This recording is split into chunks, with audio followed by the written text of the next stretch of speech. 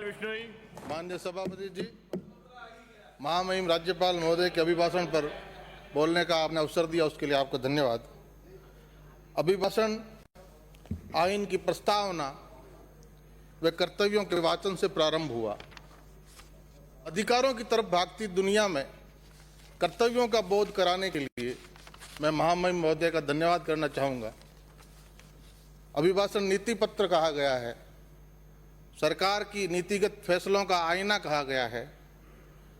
नीतिगत बात तो कहीं थी ही नहीं, अनीति ही अनीति, राजनीति ही राजनीति। स्वयं महामहिम भी पश्चाताप कर रहे होंगे कि 1 घंटे तक क्या सफेद झूठ बुलवाया गया संविधान की मर्यादाओं में बांधकर। और भला हो बादरा से आने वाले कॉमरेड साथी आज यहाँ उपस्थित नहीं है उनका कि पूरे 1 घंटे तक संविधान की मर्यादाओं में बांधकर महामहिम महोदय से तो सफेद झूठ बुलवाया सरकार ने, लेकिन कॉमरेड साथी ने हमारे किसी के कानों में वो बात पड़ने ही नहीं दी, उस सफेद झूठ को कानों तक आने ही नहीं दिया। और अब कॉमरेड साथी बोल रहे थे, मुख्यमंत्री जी विराजमान थे तो मुख्यमंत्री जी ने पीछे की बेंच की तरफ मुड़ के देखा। अब जब मुख्यमंत्री जी पीछे देखते हैं तो पीछे कौन है? पीछे M स्क्वायर है, चीफ व्हिप महेश जोशी जी है, deputy chief whip Mahendra Chaudhary ji है।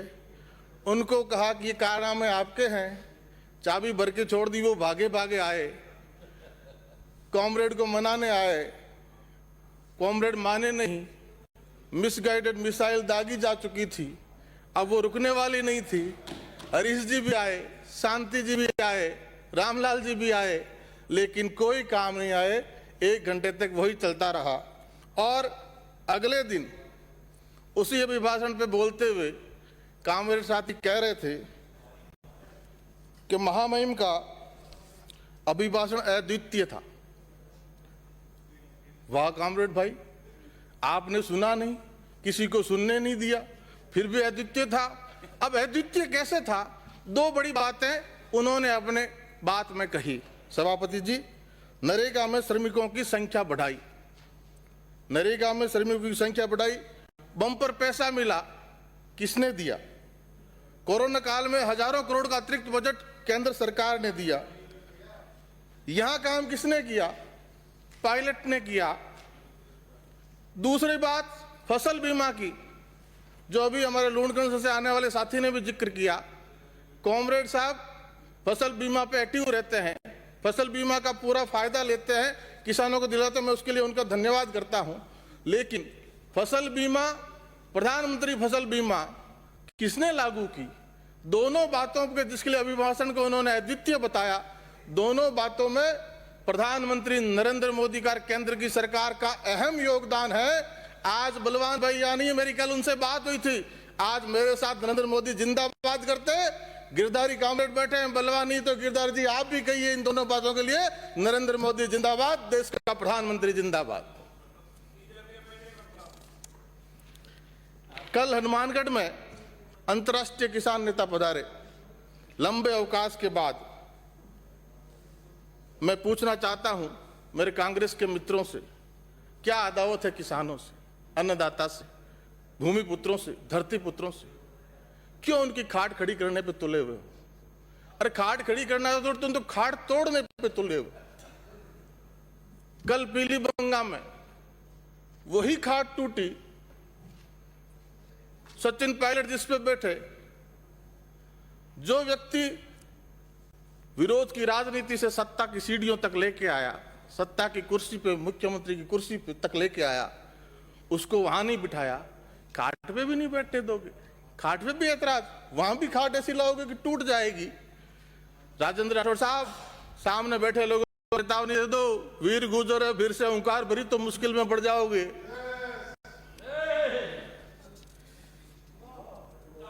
श्रीगंगानगर पदमपुर में 2 घंटे पहले पीलीबंगा में खाट टूटी, तो पदमपुर में भी खाट की ही व्यवस्था थी, क्योंकि खाट से बड़ा प्रेम है। किसान की खाट खड़ी करने का लंबे समय से प्रयास करते आ रहे हैं, 50 वर्षों से।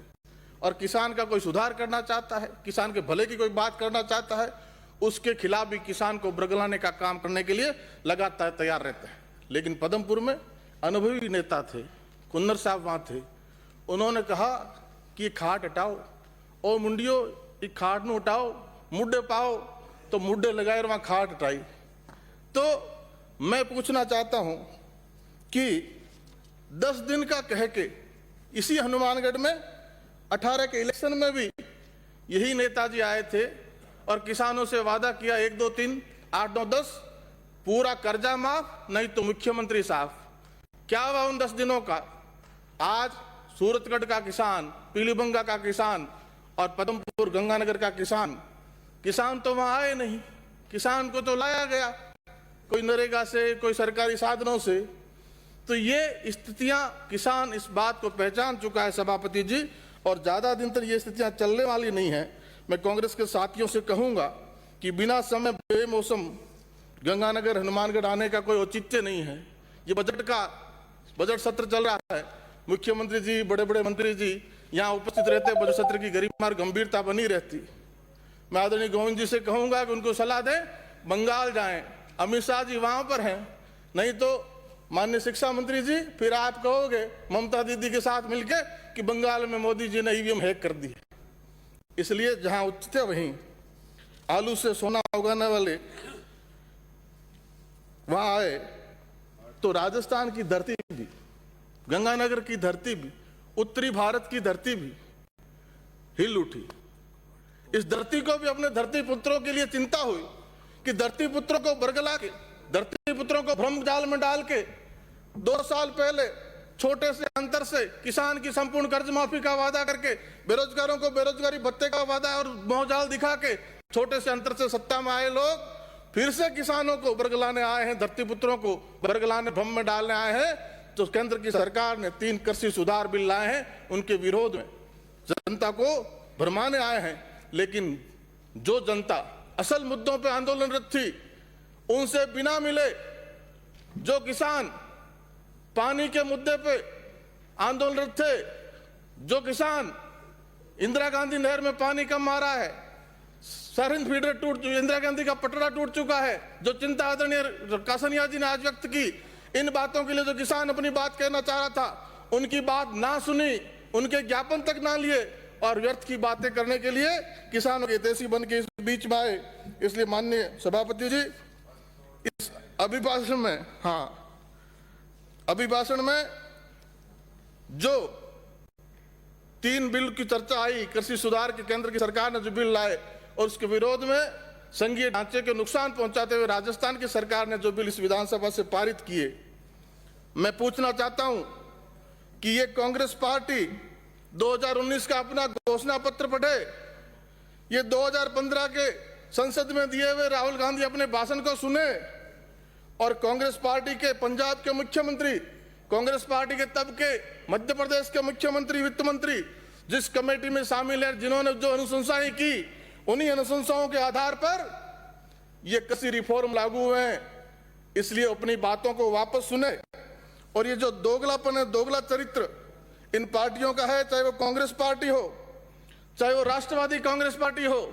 राष्ट्रवादी कांग्रेस पार्टी के नेता माननीय शरद पवार जो कृषि मंत्री रहते हुए इन्हीं सुधारों की वकालत देश की सबसे बड़ी पंचायत में करते थे, आज जिस मुंह से वो यू टर्न लेते हुए इन कृषि रिफॉर्म का विरोध कर रहे हैं, तो उनका खुद का मुंह भी पूछ रहा है कि इसी मुंह से आपने जो बातें कही थी, इसी मुंह से आप ये बातें कह रहे हैं। तो ये सवाल खुद उन पे खड़ा होता है। डीएम के पार्टी हो चाहे कोई भी पार्टी हो। माननीय सभापति जी, मेरा 15 मिनट का समय, 5 मिनट हुए। माननीय सभापति जी, 5 मिनट का समय समाप्त करें, 10 मिनट का समय बचा।